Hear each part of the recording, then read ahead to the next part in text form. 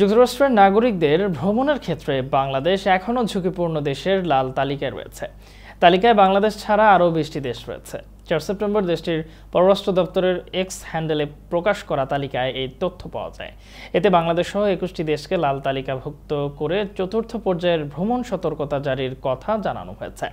এটি যুক্তরাষ্ট্রের সর্বোচ্চ পর্যায়ের ভ্রমণ সতর্কতা। মার্কিন নাগরিকদের পরবর্তী নির্দেশ না দেওয়া পর্যন্ত এই দেশগুলো ভ্রমণ না করতে পরামর্শ দেওয়া হয়েছে। তালিকায় বাংলাদেশ ছাড়া অন্য দেশগুলো হচ্ছে Afghanistan, Belarus, Burkina Faso, Myanmar, Central African Republic, Haiti, Iran, Iraq, Lebanon, Libya, Mali, উত্তর কোরিয়া, রাশিয়া, সোমালিয়া, দক্ষিণ Sudan, Sudan, Syria, Ukraine, Venezuela এবং ইয়েমেন।